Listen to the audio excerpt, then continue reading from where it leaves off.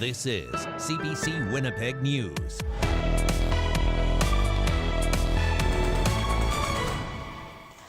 Good evening. Thank you for joining us. Thanks to all the green, clean hydroelectric power we have here in Manitoba, there is this widespread belief we will not have a problem meeting our future energy needs. But that perception is not reality. As CBC's Bartley Kivas reports, Manitoba Hydro is going to need more electricity in as little as 5 years. As Canadians rely less on fossil fuels to meet our energy needs, the demand for electricity is on the rise. Manitoba Hydro warned last summer it's going to need a lot more power by the 2040s. We're going to have to double, if not triple, our capacity. And that will require very smart and nimble decisions. It took more than a century of building dams to get Manitoba's generating capacity up to where it is. Doubling or tripling that capacity will require wind farms on a massive scale. Not over the next 20 years, though. Hydro's CEO said today we need more electricity in as soon as 5 years. There was a perception that we have lots and lots and lots of surplus electricity. I hate to have to say that that is not the case. The demand for electricity means Manitoba needs to start building up capacity in the short term. We may need new electricity by 2029, 2030. New sources of generation. And once you do the generation, you also need the wires to move those electrons to where they need to be. New transmission lines cost money, billions of dollars potentially, not including the cost of the wind farms Manitoba plans to ask the private sector to start building within 2 years. With all of these investments, what do we know for certain? Electricity costs will go up. They have to be paid for. This hard dose of reality comes up against the NDP government's pledge to freeze hydro rates and Premier Wabkinu's continued insistence hydro is the key to Manitoba's economic future. We're going to ensure that Manitoba Hydro continues to expand capacity to be able to power job creation, put people to work in every region of this province. Compared to other provinces, Manitoba's plan to expand generating capacity is light on details. Quebec has committed billions for wind farms and new transmission lines. Alberta is expanding battery storage, and just today, Ontario announced nuclear power upgrades. When asked why there doesn't seem to be the same sense of urgency about expanding generating capacity in Manitoba, Wabkinu blamed the former PC government for building no new sources of power over the past 7 years. Bartley Kivas, CBC News, Winnipeg. Manitoba's premier went back to school today to talk to kids about another source of power, about food, and how important it is that students not go hungry. As the CBC's Ian Fraser reports, he announced that 70 more schools will soon have nutrition programs. Kids having their say. Our school is very lucky to have a school lunch program. Kids shouldn't have to go to school hungry, but for some of my peers across Manitoba, this is the case. The premier told them that shouldn't happen. Is that okay? No. Should we do something about it? Yeah! Good, we agree, and that's why we're here today to announce a universal nutrition program to help feed every kid in Manitoba who needs some food so they can go to school. In front of some enthusiastic grade 3 and 4 students at St. George School, Premier Wabkinu says his government will make a universal nutrition program a reality. It'll be served this fall. This program's all about lifting up kids. Before then, the province is giving the existing 300 school nutrition programs more money. The programs vary, offering breakfast, lunch, or snacks, or some combination. And the province will start up food programs for 70 schools on the Child Nutrition Council's wait list. In the fall, $30 million will be available to help the remaining 300-some schools create nutrition programs. Education Minister Nello Altamar used to be a principal. I've seen firsthand when students have access to healthy, fresh fruit every day, it boosts attendance, learning, and success. It's a fact that is clear to all educators and listened to by this government. A former educator himself, Progressive Conservative interim leader Wayne Owasco says the Tories and government previously increased funding for this program. He questions if the current NDP government is budgeting enough money to ensure no hungry student is left behind. Ian Fraser, CBC News, Winnipeg. Officers say they've seized more than $1 million worth of potentially deadly drugs. Brandon Police and RCMP did a traffic stop about 5 kilometers west of Brandon last Thursday.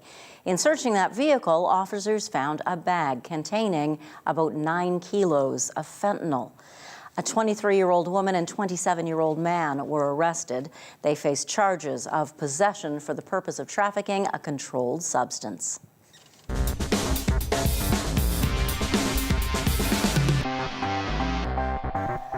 Winnipeg City Councillors are calling for extra security after a disturbing incident in Edmonton last week. We told you about this. A gunman went into Edmonton City Hall carrying guns and explosives. As CBC's Cameron McLean reports, some Winnipeg councillors now want to see metal detectors at Winnipeg City Hall. This was the scene in Edmonton City Hall last week. A heavily armed man fired shots and threw a Molotov cocktail. The incident has city councillors in Winnipeg worried about their safety. We have to upgrade our security. Police Board Chair Marcus Chambers called for the city to install metal detectors at City Hall, similar to measures already in place in other city facilities like the Millennium Library and government buildings like the Manitoba Legislature. I think we should have the same system here where people are screened for whether it's edged weapons or guns. Councillors told CBC News they raised multiple security concerns, such as panic buttons in offices not working properly, and keycard access meant to increase security, effectively trapping staff in parts of the building. Chambers says the current political climate has made the job more dangerous. Given how polarizing politics can be these days, and people are much more passionate about the positions they take, we have to enhance security here. The city is already planning on making some changes, including hiring a campus security lead. I need them to take an organization-wide look and really build something that I can properly call a comprehensive security program. Mayor Scott Gillingham says he would consider new safety measures like metal detectors if the security team lead recommends them. Let's make sure we do what we need to do to make City Hall safe. If that means adding other features to make it safe and give people confidence, I'm very open to that. The job for the new campus security lead will be posted in the coming days. Whoever the city hires will have to find a balance between keeping people safe and keeping City Hall open to the public. Cameron McLean, CBC News, Winnipeg. Manitoba's education minister says school divisions must start regularly reporting absenteeism numbers to his office. This comes as the province's largest school division says it is struggling to get thousands of kids to show up for school regularly. Now, on top of these students, there are also hundreds who have fallen off division radars completely. Students who are unaccounted for. It's a problem many still won't speak about. CBC's Brittany Greenslade reports. As the school day starts, students rush to class. But every day, there are thousands who struggle to get to school. For a lot of kids, they're going day by day and just trying to survive and get by. But it's the others who've stopped going altogether that are really worrisome. It's a problem many have refused to acknowledge the depth of. So this has been going on for years, and it's kind of hidden in plain sight. Teachers know about it, fellow students know about it, but no one has been willing to talk openly about it. These are the missing or unaccounted for. A 2022 report says there were 6,500 students lost within the education system, 3,100 in Winnipeg School Division. Superintendent Matt Henderson disputes that number and says they lost track of roughly 200 students. Lower, but still too many, he says. But that's significant. That's worrying, right? I don't want to downplay that and just say it's just that number. I think anytime a child is not coming to school, that's an emergency. His division is taking immediate steps to address the issue and track students better. Like the instructions that I've given out to all of my principals has been, if a child is on your roster, they stay on your roster until forever, indefinitely. Because unless we find out that they're in a different school, they've moved out of province, and those are part of the investigations that we're working diligently on. And no child will be dropped from enrollment for missing days. He says attendance issues are impacting every division across the country. I think it's a wake-up call for all systems. It's certainly a wake-up call for Winnipeg School Division. But it's still an issue many don't want to discuss. River East Transcona says dozens of students have fallen off their radar. Louis Rial says no recent data has been collected despite the province requiring it. Other divisions refuse to release the information when asked by CBC. Education Minister Nello Altomar says it's unacceptable. One is too high of a number, in my opinion, and I know that sounds trite, but I can tell you when a kid isn't connected to school, it leads to poor outcomes later on in life. So we have to get to every one of those children. Altomar says he's received updated numbers since the 2022 report, but would not share them publicly. It doesn't matter if it's worse, better. If there are kids that are chronically absent, we have to support them. The minister says all divisions are now required to submit absentee numbers to his office on a regular basis, and students need to be a priority. Brittany Greenslade, CBC News, Winnipeg. If you've ever thought about what could be lurking in your home's air ducts, you probably thought dust. But a duct cleaner in Winnipeg discovered treasure recently. Earl Masonke and his team from Duct Stories found a stash of banknotes worth $5,000 or more while cleaning an air duct at a West End Winnipeg home last week. The bills were wrapped in a wallet stored in a Nestle Quick tin. Masonke picks up the story. Last week we were doing some duct cleaning work in the West End area. You know, it was just like a regular day for us. We were just opening up the vents, and one of our technicians, Arthur, he found a can in one of the vents, and then the customer got curious on what was inside of it, and we opened it up, and we found a pile of cash from 1974. Still pretty fresh, actually. There was like RBC wraps around it, like some of the I think the 20s. The owner freaked out. We freaked out as well. Usually we see like dust, rats, and all sorts of unpleasant things in the ducts. So that was for sure a surprise for us. It's the first time we've ever found, I guess, like a treasure in the ducts.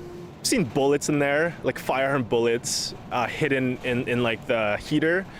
We've seen dead rats. We've seen it all. Like just a bunch of nasty things you find, yeah. The video blew up, and I guess it's a really rare find. So this is definitely the craziest thing we've ever seen our worth. And apparently that money's worth a lot more now. Gave all the cash to the owner. I mean, it's their property, so we really have no right to take all the money. Get your ducts cleaned. You never know what you're gonna find inside your ducts. Thanks for sharing that story with us, Earl.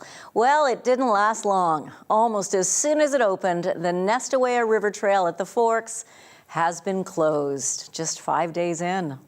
The popular skating trail opened late this year because of our milder than usual weather, and now that the temperatures overnight are above zero at times, it's turned to mush. Officials at the Forks say even though the ice is still thick enough, the surface is not good for skating. Once those overnight temperatures go below freezing, crews hope to be back out. The Winnipeg 150 Winter Park Trail is also closed now because of the slush.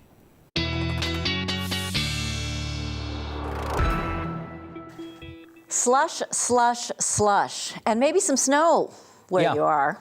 Tale of two different regions is what I like to call things tonight, because we have the warmth, record-breaking warmth, which I'll show you in just a second, but we also have snowfall warnings for northern Manitoba. We'll take a look at that first. For the Thompson region, Gillam, Shamattawa, up to the Hudson Bay coast. Churchill, not expecting as much snow as areas further to the south, but the Lac Brochet to Dooley Lake region also expecting some snow tonight, up to 10 centimeters, generally through a swath that includes Gillam, Shamattawa, Thompson on the edge of that as well. So we'll time this out for you right now. Looking at satellite radar, you can see the leading edge of this area of low pressure already starting to move in to northern Manitoba. Clear skies in the south. We did enjoy a little bit of clearing and a little bit of sunshine through the afternoon today. So here is how that looks on Futurecast. You can see this area of low pressure begins with some mixing in Saskatchewan, predominantly snow as it moves into Manitoba this evening. As we get into the middle of the night into Wednesday morning, you can see a risk of some rain, freezing rain, or snow through Flin Flon and Lynn Lake. Predominantly snow, though, across northern Manitoba for areas like Thompson, Gillam, Shamattawa, and very fast moving. Look, by 8 o'clock in the morning, almost all of the snow out of Manitoba. It exits by the time we get to about the noon hour, leaving behind a risk of some freezing drizzle or some showers through the Norway House region through the afternoon tomorrow. Otherwise, the southern part of Manitoba looking at a mainly sunny sky through Wednesday. Thursday brings a little bit of clouds starting to build in, cloudy with sunny breaks as we head into the later half of the week. So accumulations, we'll talk about that really quickly here. We're looking at about 5 to 10 centimeters generally in this darker blue shaded area. Gillam, the forecast models want to put about 20 centimeters in the Gillam area. I think this is a little bit high. I think we're looking at about 10 centimeters. Could locally, though, see some higher amounts through parts of northern Manitoba. Okay. The other story of the day has been the very warm temperatures we've seen. So here, I'm going to back this up to about 4 o'clock in the afternoon here. 8 degrees in Dauphin. 9 degrees was the temperature that Dauphin reached at about 5 o'clock this afternoon. That is almost 20 degrees above seasonal for this time of the year. So that just puts some of this warmth into perspective. We reached 3 degrees in Winnipeg this afternoon, 8 in the Morden-Winkler region. And we did break some records in Manitoba yesterday, which we'll get to a little bit later in the show. Right now, 1 degree at the airport in Winnipeg. As I mentioned, we reached 3 degrees. Winds have started to die off. We did see winds gusting up to 50 earlier in the afternoon with that falling pressure. Tonight, we're looking at a 0 degree temperature overnight tonight, partly cloudy. Recipe for some fog patches, not as foggy though as we have seen in the past few days, but certainly the risk there for some fog overnight tonight into the early morning tomorrow. +1 first thing in the morning, west winds at 10, and in the afternoon we're looking at a 4 degree high for your Wednesday under a mix of sun and cloud. 2 degrees for Thursday with some increasing clouds through the afternoon. Sunny breaks on Friday, a high of 1 degree, and mostly cloudy on Saturday and 3 degrees. So not really conducive to building a river trail outside or doing any real winter activities. Janet, we'll talk about your 7-day forecast when I come back. Thank you, Riley. You're welcome. The Northern Manitoba Trappers Festival, the longest running winter festival in our province, celebrates its 77th festival this year. But it will do so without one of its signature events, the World Championship Dog Races. Jennifer Cook is Vice Chair of the 2024 Trappers Festival Board of Directors. Thanks for joining us, Jennifer. Thanks for having me. So why make the decision to cancel all dog races during the festival this year? Well, the decision, Janet, came after consultation with our local Kinsman Club. They're instrumental in putting together a race, and it takes them hundreds of hours, literally, of labor in terms of getting a world-class trail together. And this year, Mother Nature has decided that that's just not possible. We've had very little snow. Right now, I'm sitting outside. The temperature's beautiful. I feel like it's April. With the weather fighting us every step of the way this year, we just haven't been able to get a trail even started. So the races would have started 2 weeks from Thursday, and even if we got a bunch of snow, it's just not going to happen. It's too long of a trail, too much work, and we're not going to get enough snow. Is there a safety concern when you don't have enough snow? Absolutely. I mean, we make all of our decisions at Trappers Festival around safety and security for our competitors, for our fans, for our visitors. Our dogs are running in the World Race. There's multiple races throughout festival, but in the World Championship one, they run 33 miles a day over the course of 3 days. And with mild temperatures and very little snow, we run the risk of dog injury, musher injury, and at Trappers Festival, we're just not prepared to do that just to have an event. So we always keep the safety of the dogs and the mushers at the forefront. And because of the weather and the lack of snow, we've had to make that decision this year. How big a draw are the dog sled races? They're a huge draw. I mean, we've had anywhere from 70 to 80 musher teams over the course of all of the races come in. We've got mushers that travel from all over the country, sometimes out of country to come in. So in terms of the dogs, mushing itself, it's a huge draw. It's a big draw for our community come out.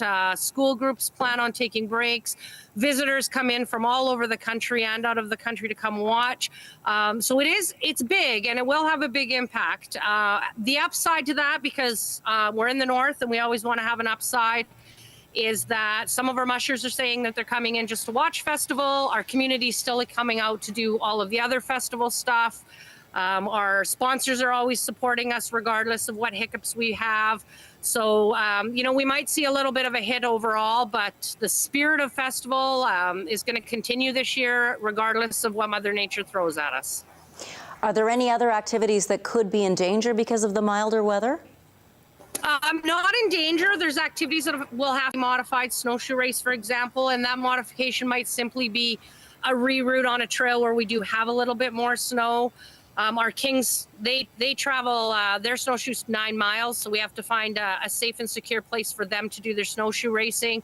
But in terms of the other events overall, no. Our King and Queen and Junior events will happen. We've got a fantastic sold-out art show, probably the biggest arts and crafts show in the north that happens every year. That'll still happen. Our family fun events are going to still happen. Our fort will still be built. We just got in touch with the build today, and we might have to modify, but we're not going to cancel at this point. It's just the dog races.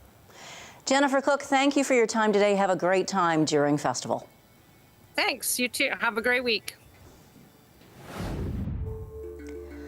A raid on a hospital in the occupied West Bank by Israeli commandos has sparked outrage, and plans for a ceasefire in Gaza, they appear to be falling apart. We'll bring you the latest from the region when CBC Winnipeg News returns.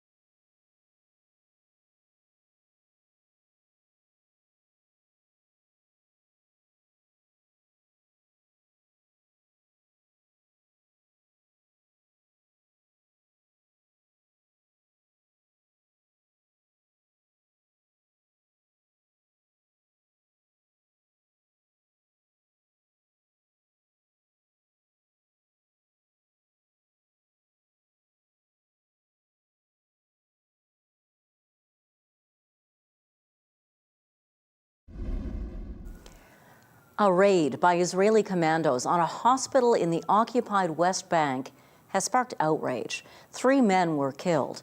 Israel says those men were militants. But the raid fuels fears the conflict in Gaza is spreading. CBC's Chris Brown reports.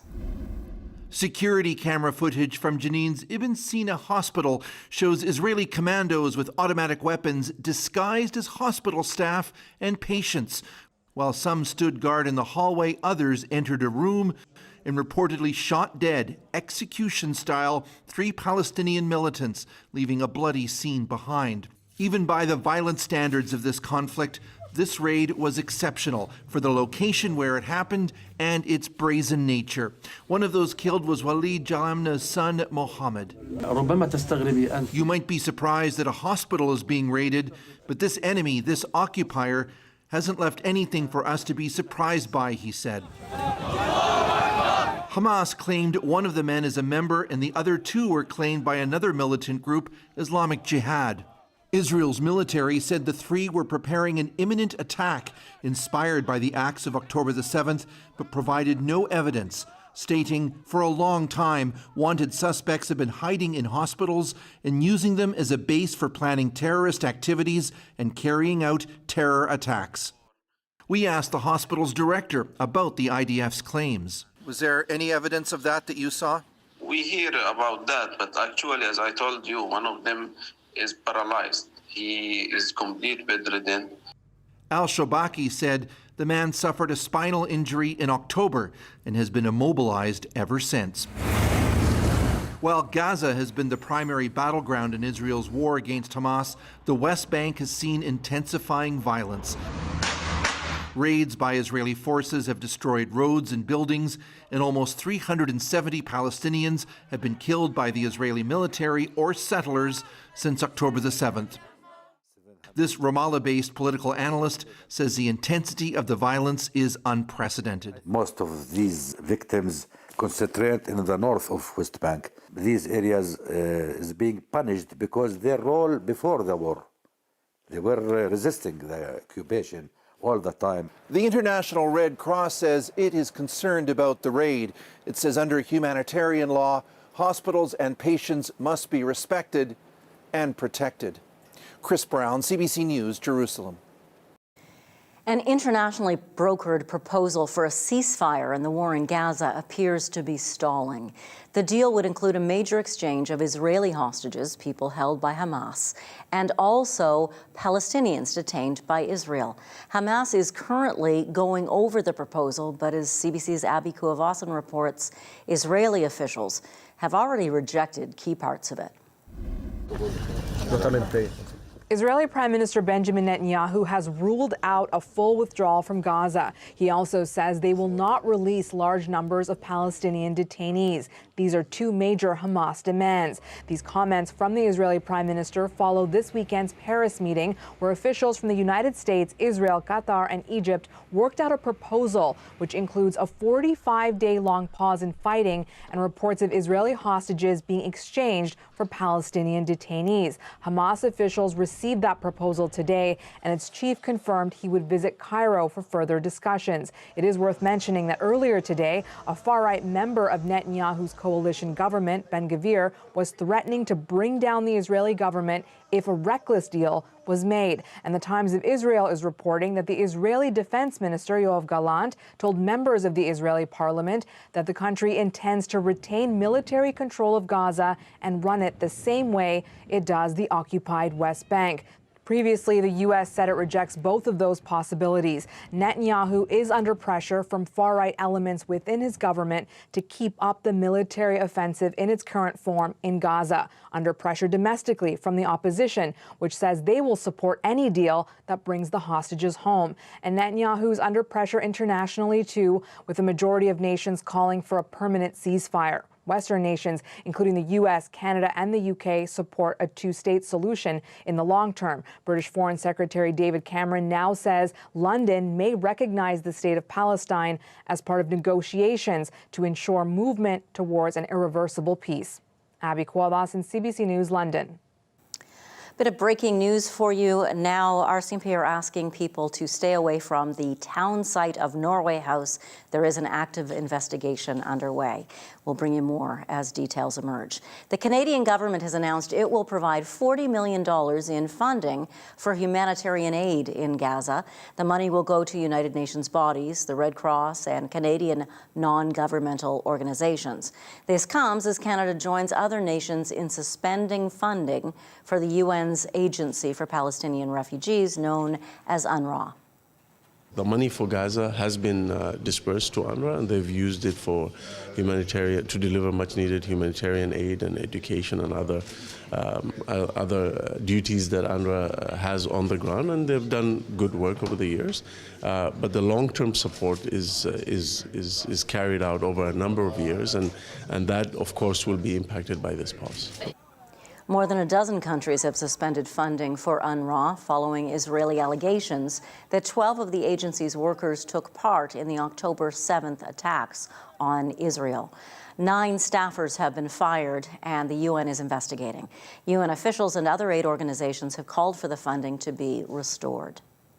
Former Pakistan Prime Minister Imran Khan has been sentenced to 10 years in jail for leaking state secrets. Supporters gathered in Lahore to protest the decision.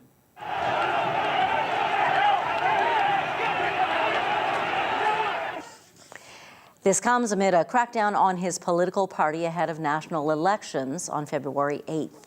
The 71-year-old former cricket star denies any wrongdoing. He accuses the military of persecution. This is the harshest penalty yet against the former prime minister in multiple cases. It ensures the popular politician will remain out of the public spotlight ahead of next week's vote. He had previously been sentenced to 3 years in a corruption case. Khan has been behind bars since last August. Top story in our country tonight. Canadian authorities are investigating a data security breach at Global Affairs Canada. They've detected malicious cyber activity affecting the internal network used by staff. This breach affects at least 2 internal drives, along with emails, calendars, and employee contact information. Some employees have been told to stop working remotely. CBC has seen 3 internal emails sent to Global Affairs staff. One of them indicates that internal systems were vulnerable for more than a month between December 20th and January 24th.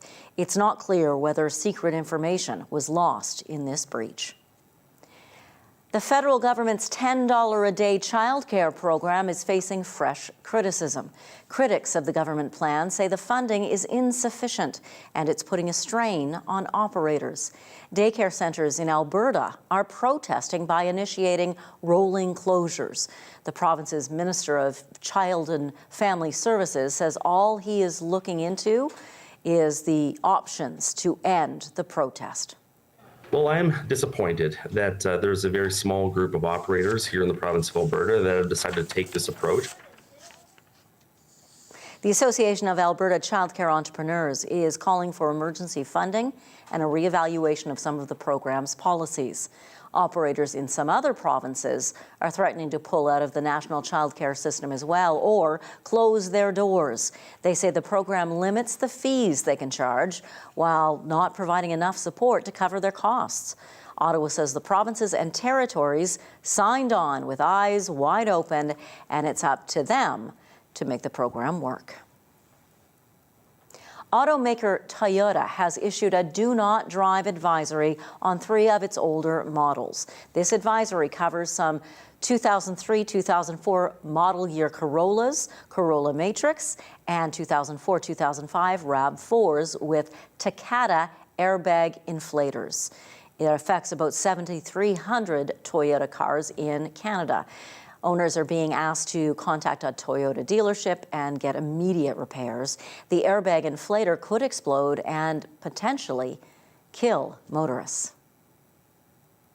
Skate Canada and the Canadian Olympic Committee say they are disappointed Canada is not being awarded a bronze medal following the disqualification of a Russian skater. Kamila Valieva was 15 years old when she and her teammates took first place in the 2022 Beijing Olympics. But then results of a blood test revealed a banned heart medication in her system. She was given a 4-year ban for blood doping. With her disqualified, the Russian scores dropped, and the 2022 team gold medal was awarded to the United States. Japan moves into the silver medal spot, but with strong results from other Russian skaters, that team lands just ahead of Canada and gives Russia the bronze. Canada remains in 4th place. Skate Canada is considering appealing this decision by the International Skating Union. We were talking about dog sledding earlier, but have you heard of skijoring? What about snowjoring? One man in Winnipeg started snowboarding all over the city behind his dog. We'll bring you more on this story next.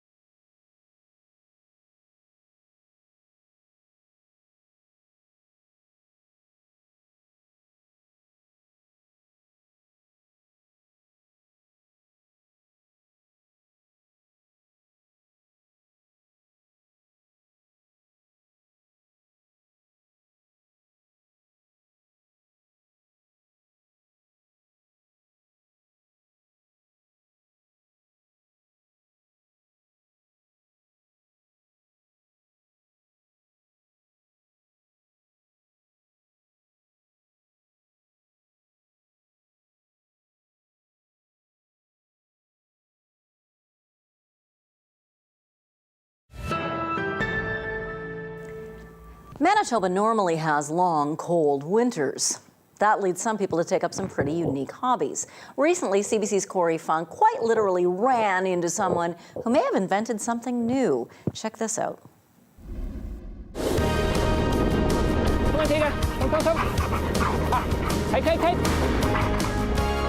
I find this to be a very joyful activity. It makes me happy to be out on the frozen river in the snow, sliding along, working with an animal. I love it. Ew. Hi, my name is Jeremy Stevens. This is my dog, Tega. And we've been doing this thing, I call it snowjoring. Tega. It's basically dog sledding, but on a snowboard. Good girl! We got our dog about 3.5 years ago. We got her from the pound. Oh, that good girl, there's my baby. And just the wildest dog I ever met. So much energy, so clearly the kind of dog you gotta get her exercising. Hey, Tega, you ready? Come on, Tega. Come, on my hop. I'm a snowboarder. That's what I love to do. Ready? And I quickly realized this dog was born to pull. Yeah, on by. So I started figuring out how to train a sled dog and go around with the snowboard. Good sled dog.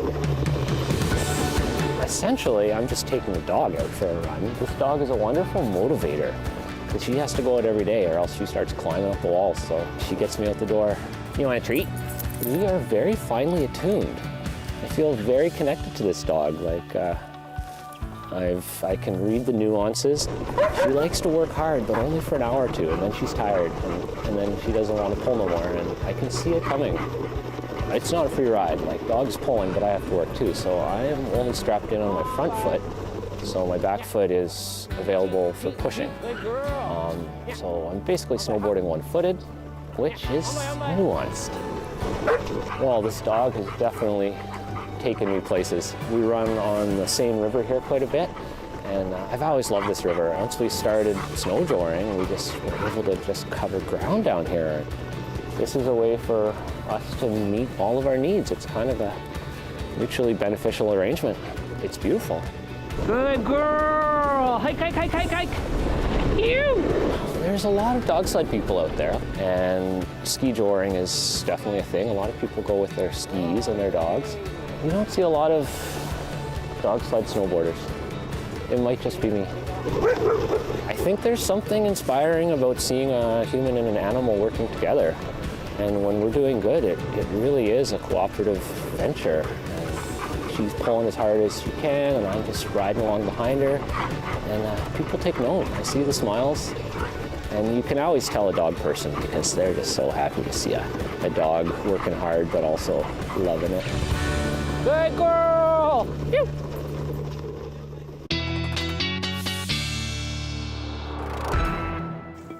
So cool. Gonna try that with my pug. No, I'm not. Good luck. Thanks. Good luck. We broke some records yesterday, you're saying? Yes, and we will break some records again today, Janet, once those numbers officially come in. Areas like Dauphin on par to break a record today from almost 100 years ago. Wow. So record-breaking temperatures today. Well, let's have a quick look at yesterday's temperatures because we did break some records yesterday, most of these from 1989. So McCreary was the warmest spot in the province yesterday at 9.5 degrees, the record being 8 degrees, almost 6 in Swan River, 5 in Flin Flon, 4 in Grand Rapids, and the Gimli-Arness region breaking a more recent record, almost 4 degrees yesterday. That breaks a record from 2016 at 3 degrees. So yeah, another warm one. And yeah, like I said, we're going to break some records in Manitoba today. Once again, still 6 degrees in Eli, 2 in Morris at the moment, on the freezing mark, right around the capital region through Selkirk and the Steinbach region. In western Manitoba, we are still seeing some of these warm temperatures as well. 4 degrees in Melita, 6 in Dauphin, 3 in Roblin. So you can see not too far apart, but a substantial difference in the temperatures there. 6 in Swan River as well. And in northern Manitoba, where we are expecting some snow tonight, which we'll get to in a moment here, 0 in Norway House, minus 16 into Dooley Lake. So you can see the separating line between the warmer air that we're under and the cooler air in the territories, which is sinking a little bit further south into parts of northern Manitoba. So tonight in northwestern Ontario, minus 1s for Kenora and Red Lake, minus 2s further east. We're expecting a mainly clear sky tonight. Any remaining cloud is going to start to move out as we get into the night tonight. Fog patches possible across southeastern Manitoba. Again, minus 1s for Emerson, Steinbach, and Sprague on the freezing mark around the rest of the region. Fog patches, once again, a possibility in the southwest as well, minus 3 in Melita, -1 in Brandon, on the freezing mark in Swan River, and a clear sky tonight for Morden and Winkler, dropping just a +2 tonight. Normal lows for this time of the year, right around the -20 mark, to put it into perspective. And in northern Manitoba, 5 millimeters of rain in Lynn Lake, changing over flurries tonight. 5 to 10 centimeters of snow through Thompson, Gillam, and Shamattawa, with the risk of freezing rain a little bit further to the south. That tapers off tomorrow, a chance of morning flurries in Lynn Lake, flurries ending through Thompson and Gillam tomorrow. Mainly sunny for southwestern Manitoba, temperatures around 3-4 degrees, a 6 though in Melita, 8 in Morden Winkler, 6s and 5s for the most part through southeastern Manitoba and in northwestern Ontario. Janet, we're looking at temperatures around 5 degrees as well, with a mix of sun and clouds. Thank you, Riley. You're welcome.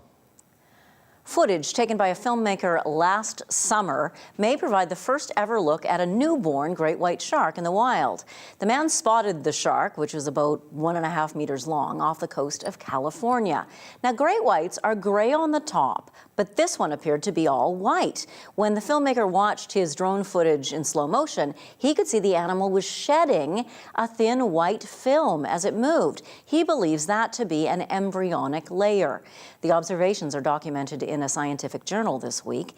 This sighting could prove to be a breakthrough. For years, scientists have been unable to determine where white sharks are born, making it tough to study the animal's reproductive cycles.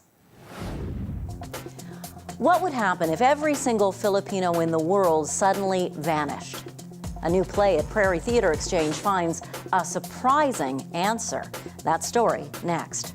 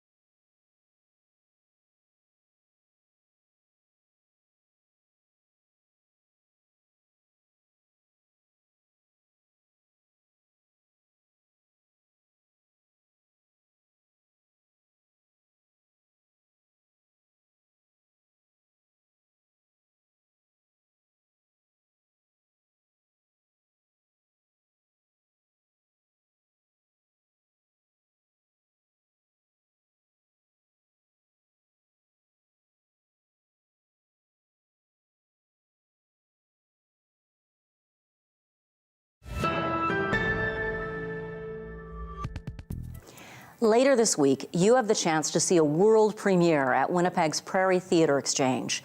Everything has disappeared imagines the state of the world if every single Filipino disappeared. Winnipeg's Hazel Venzon co-wrote, co-directs, and performs this piece, which opens Thursday. She joins us now fresh from rehearsal. Thanks for being here. It's such a pleasure to find time to be with you, for sure. Find time. I know it's a busy week, so again, we're grateful. How do you describe this performance piece, this play? This play, this performance piece, this show, it's a part magic show. It's part kind of TED Talk. It's part history lesson. It's part engagement and party. It's a big piece, but what it also does is it tells the story of research, the research that that shares the various surprising things that we discovered along the way. We discuss crucial, like international economic roles that the Filipino diaspora or the overseas Filipino workers play in the world. And we imagine a reality where every single Filipino person suddenly vanishes. So playing with magic and playing with everyone else's imagination is essentially the kind of essence of the show. Well, that proposal that everybody simply disappears, all our Filipino Manitobans, I mean, this province alone would be crippled. How important are Filipinos, Filipino workers, to the economy of the world? Well, they're very important. They're involved in a number of key sectors, like which we call choke points. And I mean, we all lived through the pandemic. The pandemic was actually an incredible kind of gift and case study for our show alone, obviously, for so many of the reasons it was tragic and terrible. But we don't want to spoil the show entirely, but these choke points, these places in which the economy collapses are important, and the implications of this collapse is very surprising. So we all identify these very specific areas in which Filipinos primarily impact us on small ways, and then we can't really spoil too much, but we get into the depths of that. The depths of that. Now, you're a theater performer, you're an actor, you want human story and connection. What is it about this migration of Filipinos around the world, about the human side of this, that fascinates you? Well, it underlies and pins down the regular folk, the regular people that are doing important jobs in the city primarily. And, you know, in our plot points, and again, I can't give away too much because, of course, the show is about our research and what we find, but our basic research strategy was to talk to whoever wanted to talk to us. And that included people that we would meet at, meeting at Tim Hortons or the church. And we then envelop their story into our show. And we've given ourselves a bit of a challenge, believing that with every little effort, we can always find Filipinos doing essential work everywhere in many places in the world. And we prove this. We've done some research in Winnipeg here, and then Hamburg and Trondheim. And and we continue to circle back to the special quality that normal, regular people bring to this heightened idea, and it's a special thing for us to be able to do, and also reflect more about who we are and who's around us and what makes our city. Hazel Venzon, sounds fascinating. Can't wait to see it. Thanks for your time today, and break a leg. Thanks so much. Your 7-day forecast and daily lift are still to come. You're watching CBC Winnipeg News.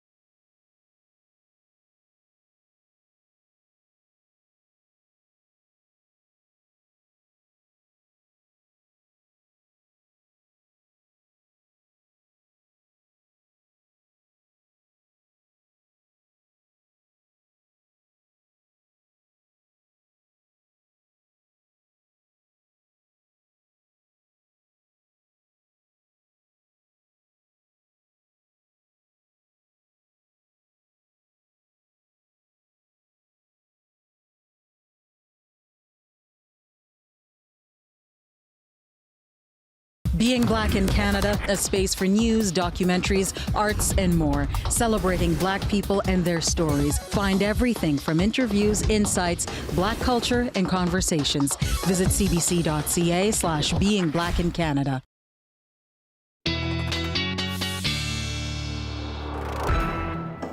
Well, let's have a look at your almanac for today. We got up to 2.6 at the Forks this afternoon, less than a degree off from our record high of 3.3. Sunrise at 8:05, sunset at 5:20, and you can really tell that sun has been staying out a little bit longer as we get into the early evening. By 8 o'clock in the morning, +1 under a mainly sunny sky, 2 degrees by noon, and northwest winds up to 15 tomorrow afternoon with a high of 4 degrees. As we get into the rest of the week, we're looking at a 2-degree high for Thursday, 1 for Friday under a mix of sun and clouds. We start to see a little bit more cloud building in as we get into the weekend. That leads us to a mainly cloudy weekend, 3 degrees for Saturday, 0 for Sunday. And then we do have a chance we could see some showers on Tuesday and a high of 3 degrees.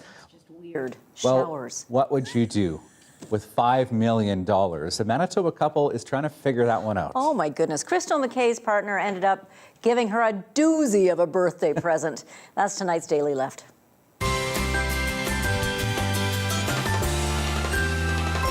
It was her birthday, and she's been asking me for like 3 weeks already just to get a ticket, but I never went and got one. And then we finally drove by one, and I was like, hey, I might as well just go get you one right now then. Overwhelming, exciting. Yeah, she scared me, never mind when she screamed. Yeah. Yeah. Crystal's partner, Lawrence Campbell, says he didn't even pick his own numbers for her birthday present ticket. He just took the quick pick when buying the ticket at a gas station on Isabel Street.